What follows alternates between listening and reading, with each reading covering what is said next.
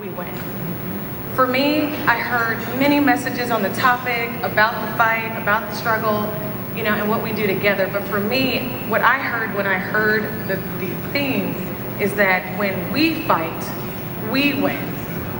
I'll say that again. When we fight, we win. So the reason I say that, my journey has not been easy. And I would not be here in this position and honestly having the success that the brand has had without the village of people around me and the team members, leadership team, and board of the brand. Because we have to do this together. So I want to talk to you about how I got here. It's not any secret that the brand has been through some struggles and challenges in the last 18 months or so. So in October of 2017, we had a moment of truth for the brand. And in that time, our board and leadership team decided to create our first ever diversity inclusion committee. And I was honored to be a part of that. I was super excited. I was like, I've been here for 12 years for this company. This is something we've never had before. And I want to see that it is successful. But what I quickly realized, we really didn't know what we were doing, if I'm honest. But we knew we wanted to create real change. And so it was very important to look outside the organization in our own community. Now, I've had the privilege to work for amazing organizations in my past, including Brown-Forman and Humana. And so I went to them first, humbly saying, hey, we don't know what we're doing. I look up to Ralph Deshabert, Brown-Forman, and Maria Hughes at Humana. Can you help? We need help. And I think that's the first part of the we to fight, is knowing when you need help and accepting that. And so they did. They graciously had several lunches and dinners with me and sharing their knowledge. And at times it surprised me. Why would you do this? Why do you want to help us?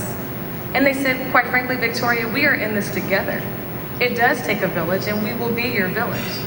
And they encouraged me and introduced me to others in the community, including Al Cornish at Norton, Texas Roadhouse, Carolyn Tandy. So many people came to our aid. The Louisville Urban League with Sadiqa Reynolds, Raul Cunningham from the NAACP in Louisville.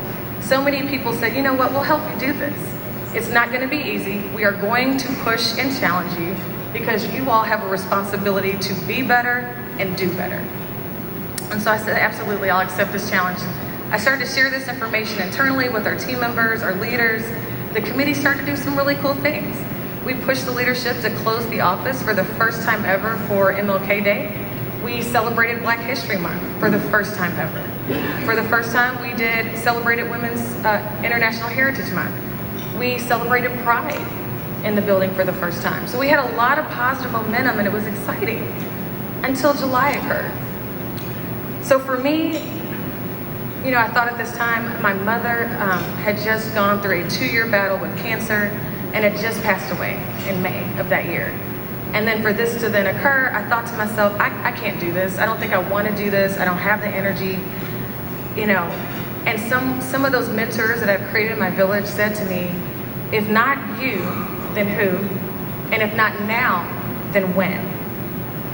One of the mentors that I give a lot of credit to, because he kind of helped light this fire that's in me. I'm already a little fiery, and I get that from my mother and a little bit from my father, but he said to me, you cannot have this job if you're afraid to lose it. And that really resonated with me. Dr. John Marshall, he's a chief equity officer for JCPS, and he's known to be a little fiery, in Louisville, but he said, you have to be an agitator and a disruptor, and you will not be popular in that role.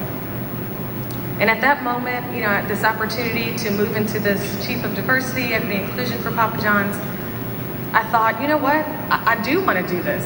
I think I can do this. And I understood kind of my marching orders of what it really was going to take to create real change in this organization. So I decided, okay, yes, count me in. I'm in. I became kind of visible in Louisville and nationally at some point. And then the hate started. And what shocked me, I knew there was some of that already existed for the brand, but I didn't know I would be personally attacked. I heard things like, oh, you must be Omarosa. You're a sellout. Why would you work there? I can't believe you would do this. And that really started to hurt. It really started to sting. Why I stepped up to the plate during that crisis, the one thing people forgot is the we of the brand. There's 120,000 team members that represent this brand around the globe, and their families. We have 800 franchisees that put their livelihood on the line for their business, and all of us have been forgotten as a part of this, and then personally attacked. So that was very difficult for me. But again, I kind of sought my higher power. I'm a very spiritual person, strong Christian, that was instilled in me by my mother. And I thought about my mother. And I thought, and I have to read this quote to you, if you want to rebel, rebel from the inside the system. That's much more powerful than rebelling outside the system. So for me, I decided to stay because I knew I could do more on the inside of the company than being angry on the outside of the company. And I wanted to make a difference. And I give that credit again to my mother. My mother, I realized, and a dear friend reminded me, that she had instilled in me everything I needed to continue this journey without her. She had made me the woman that I am, and I knew I could take on this task. So I started to work.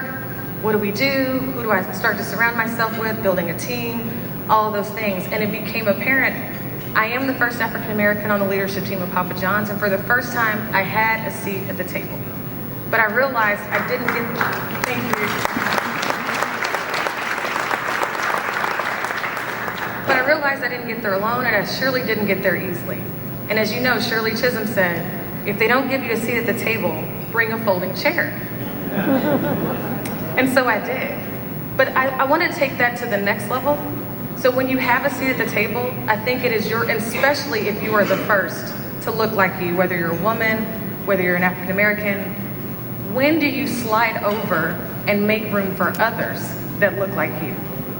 I think it is really easy for some of us to work really hard, get to the top, and then secure your position so you can remain there. But I reminded myself, I'm an agitator and a disruptor, and I'm not afraid to lose my job. And if I'm surrounded by brilliant people who will go on and do greater things than me, that's great.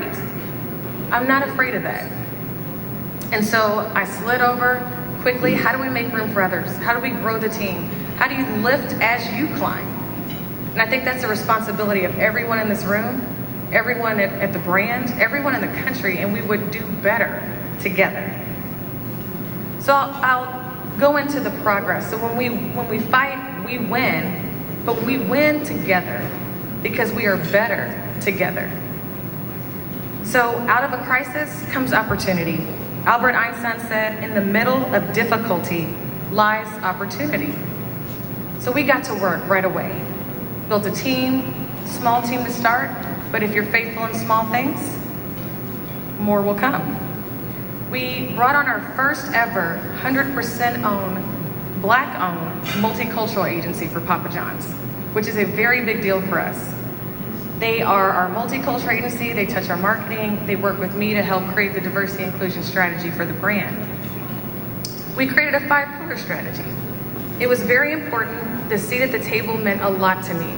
It meant a lot to our CEO at the time, Steve Ritchie, to say, this is gonna be my top priority right now and into the future. We're gonna change the way we do things. And at that point, I elevated, I reported directly to Steve and started to work, and we worked across the organization. So while diversity, equity, inclusion is in my title, it is the responsibility of everyone at the table. I want to remind everyone of that. This responsibility belongs to us all. If we truly want an inclusive culture in our personal lives, in the spaces that we're in, it is your responsibility to create that. So we worked together to do that. We created a lot of work under an internal pillar that we set up our employee resource groups. We work with our people operations to look at our policies, practices, procedures. You know, where can we do better?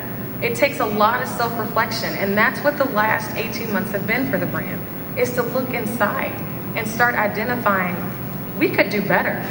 And now that we know better, we're gonna do better. We created a strategy around minority franchise recruitment, which is imperative. Everyone should have the opportunity to participate in the American dream. And we wanna work to create that. We've created our first ever supplier diversity strategy. and Natanya Harbison, who is here tonight, who leads that for the company. She's been working diligently for months to first identify, are we doing enough? Where can we do better? Creating partnerships with NMSDC and WeBank right away so that we can start a good faith program to figure out, hey, any RFPs that come in, we should review that and make sure we're providing opportunities for everyone to participate. And then community is huge. We took a moment of reflection, and no, we have not, quite frankly, not done enough in the community. And we know that. We've done a lot of sports partnerships, and I'm speaking more at a corporate level. Our franchisees have been doing this for quite a while, but as a corporation and a commitment to our own community, no, we don't. And we wanted to do more. We wanted to partner with organizations like the NAACP, like the Urban League, and start to really show people who we really are and who we can be. We completed our first ever unconscious bias training with nearly 100% completion at our corporate headquarters, and it's beginning to roll throughout the entire organization. Because the first thing we realized, you have to educate yourselves around why we're here in the first place, what got us here, and how can we do better, and start helping our team members to have these courageous conversations with each other. We conducted an internal audit. We had to have that moment of self-reflection and start identifying what went wrong and how can we fix it. We diversified our leadership team and our board because that work has to start at the very top. As the first African American on the team, I was thrilled. But I was even more thrilled when we brought on Marvin Bouquet as our first Chief People Officer. And he looks like me, and that was exciting to see. We went from one female on the team to 5. It's been amazing, and no one had to lose their seat to do it. We grew the team and added more diversity to it.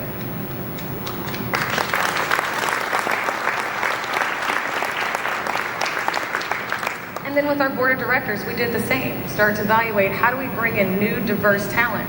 And not just diversity in the way that you look, but then diversity in the way that you think. And it does create a little more friction and agitation in these conversations that we have, but that is how we're going to be better. We added another female to the board. We have Sonia Medina, who is a Latina. The percentage of Latinas on board is actually 0.8%. So I'm proud that she's there. And then Shaquille O'Neal. So Shaquille O'Neal came to the organization, and this is probably not widely known, and I want to share this with you. He came to us through our multicultural agency, and his first interest in the brand was not to be an ambassador for the brand. It was not to be in commercials. He wanted to own stores in Atlanta and help create opportunities where he lived for people that looked like him. He wanted to give back to his community, which was exciting. But when you bring Shaq to the table, everybody gets a little excited, right? So yeah, what more can we do with them? The interest to have him join the board. He's an amazing businessman.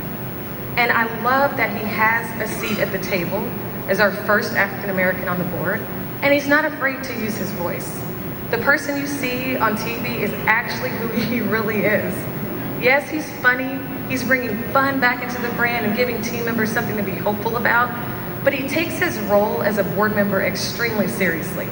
And he's not afraid to push back. He's not afraid to say, no, I don't like this, we need to do better, we need to do more. And he reminds all of us of that all the time. And literally, he is larger than life, so everyone listens to him. And I love that. But we're doing a lot. We're making a lot of progress. We established, and for an organization to do what I'm about to tell you is a huge feat, because it's very difficult with limited resources and a small team, but we set up and established 6 employee resource groups in 1 year. Most companies will do 1 or 2. We wanted to do as much as we can, as fast as we can. We have a lot of ground to make up. We created one for African Americans, Hispanic, women, LGBT, a multi-generational employee resource group bringing together our young professionals and more seasoned, and a veterans employee resource group. And what's been amazing is it's giving team members something to believe in, something to do, something to be a part of this turnaround. Because this turnaround for this brand will take everyone to do it. They're out in the community, each of them have budgets, they're sponsoring things, they're getting involved. We're watching many of them become rising stars as leaders because they're leading those organizations and giving back. And it gives them something to wake up in the morning and know that they are a part of something much greater than themselves. We created our first ever Papa John's Foundation for building community. We wanted to give back. Our first grantee was Bennett College with $500,000 to help the school in their accreditation.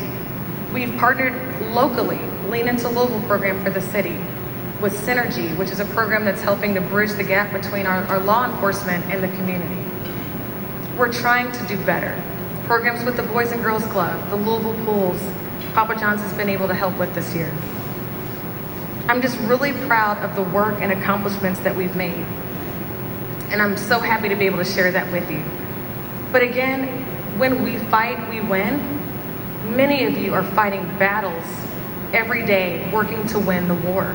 And for us, every day, every accomplishment are just small battles along the way to a victory of inclusion for all, and not just for Papa John's, not just for Louisville, not just for Kentucky, but our country needs this. We need to be brought back together.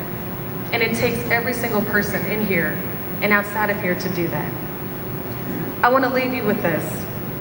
So creating an inclusive culture absolutely is a journey, and it is a difficult road. It is a hard road. It is full of bumps. But as Frederick Douglass said, if there is no struggle, there is no progress. Those who profess to favor freedom and yet depreciate agitation are men who want crops without plowing up the ground. They want rain without thunder and lightning. They want the ocean without the awful roar of the many waters. This struggle may be a moral one, or it may be a physical one, or it may be both moral and physical, but it must be a struggle. Power concedes nothing without a demand. It never did, and it never will. For me, yes, it's a struggle, but it has been probably the most challenging experience of my life, but it has also been the most rewarding to know that I wake up with purpose to help change the lives of other people, whether it's inside the brand or outside the brand. And I'm proud to be a part of that. As I said, I'm a spiritual person, so I'm going to close with 2 Timothy chapter 4, verse 7. I have fought the good fight, I have finished the race, and I have kept the faith. And this is something I remind myself of very frequently, that this is a fight, this is a race, and I want to, with full integrity and transparency and authenticity, do this work and keep the faith, so that in the end, I know what I did was good, and I know what we do and will continue to do together will make us all better. Thank you so much for allowing me to be here tonight.